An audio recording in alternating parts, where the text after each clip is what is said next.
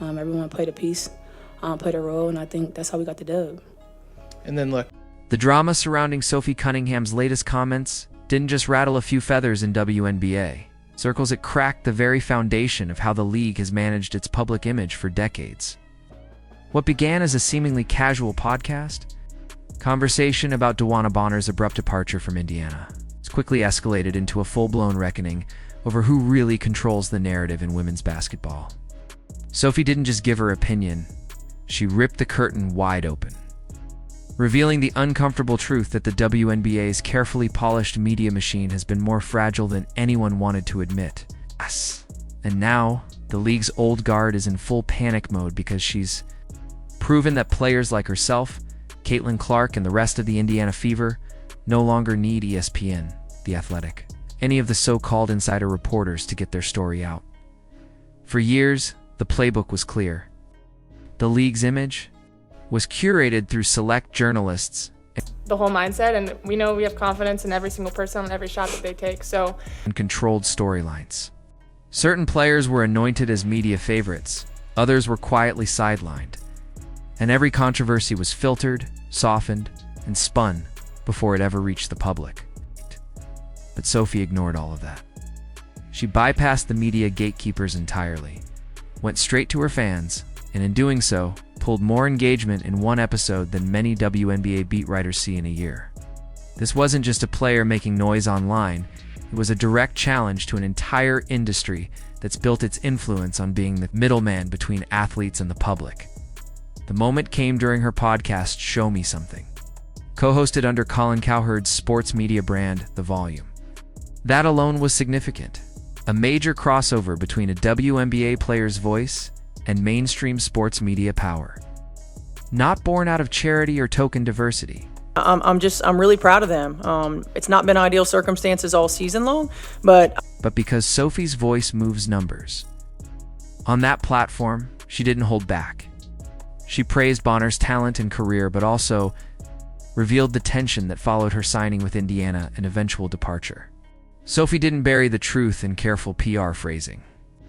She said plainly that if you leave under certain circumstances, you have to expect the booze.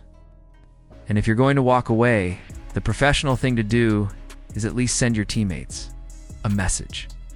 This wasn't malice. It was honesty, the kind of candid insight that the old WNBA media model has spent years trying to suppress. Sophie also touched on something even more explosive: jealousy.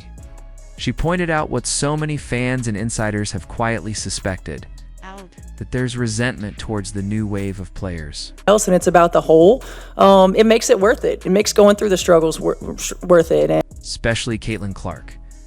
But instead of hedging her words or framing it as competitive tension, she called it what it was. Why, she asked, would you bully or try to diminish someone who's bringing unprecedented attention and revenue to the league? Why not profit from that growth instead of trying to knock it down?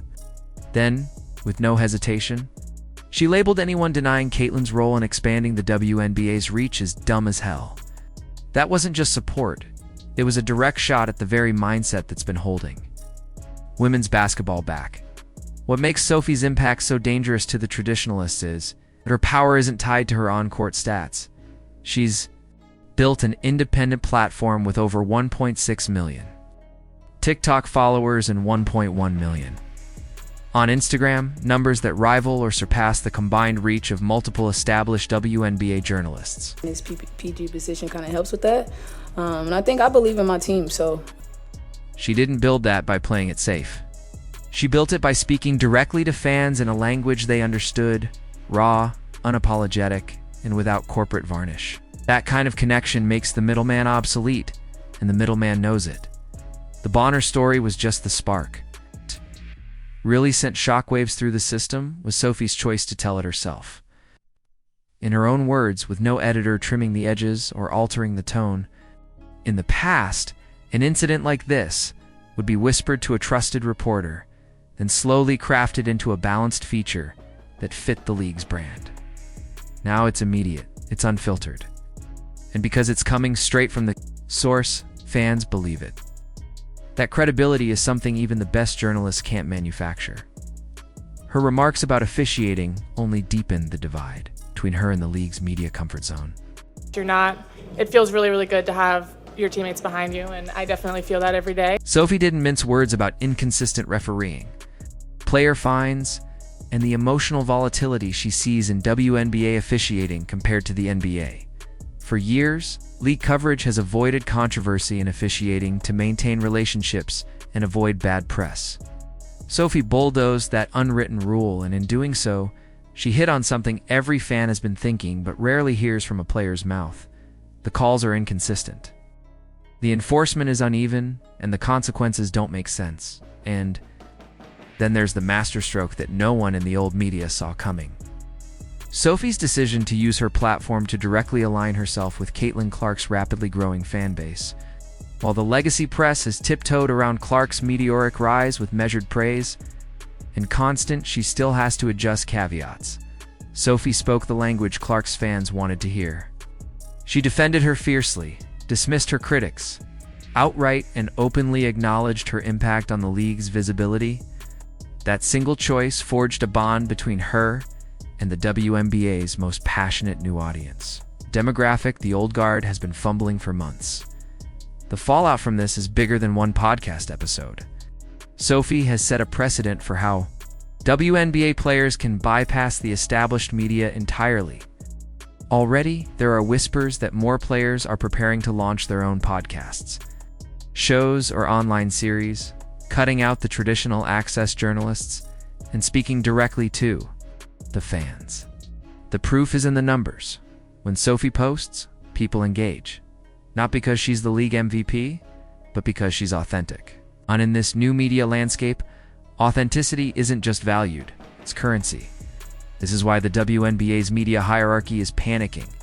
For decades, the structure relied on the illusion that players needed coverage from certain outlets to stay relevant. And in return, those outlets controlled the narrative. Sophie just shattered that illusion. She showed that a player can be both the source and the storyteller, bypassing the filter entirely. Still, or perhaps especially, win over the audience. That doesn't just threaten journalists.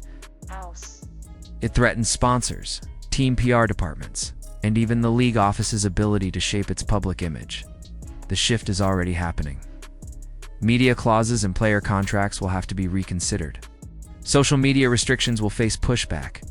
Players who see Sophie's success will be far less willing to hand over their stories to middlemen when they can own the platform, the message, and the profit themselves, and the fans.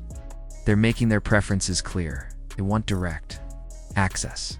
They want emotion, conflict, and real human perspective. The exact things the old WNBA media playbook has been trying to avoid. The irony is that this kind of authenticity might be the best thing to ever happen to the league in terms of growth, rivalries, unfiltered commentary. Can passionate defense of teammates draw more eyes than polite sponsor-friendly quotes ever could? But for that to work, the gatekeepers have to step aside, and history suggests they won't do that without a fight. Which means we're likely only at the beginning of this power struggle between the old media machine and the new player-driven model. Sophie Cunningham might not have set out to be the face of this shift, but that's exactly what she's become. The WNBA of 6 months ago is already gone. The players have the tools, the audience, and the motivation to tell their own stories. And once that power is in their hands, it's nearly impossible to take it back. The question now is how fast the rest of the league will follow her lead, and how hard the old guard will try to stop them. If you were in Sophie's shoes, would you have taken the safe route or blown the whole system wide open? Is this new wave of direct player storytelling the future of sports media? Or will the league try to put the genie back in the bottle?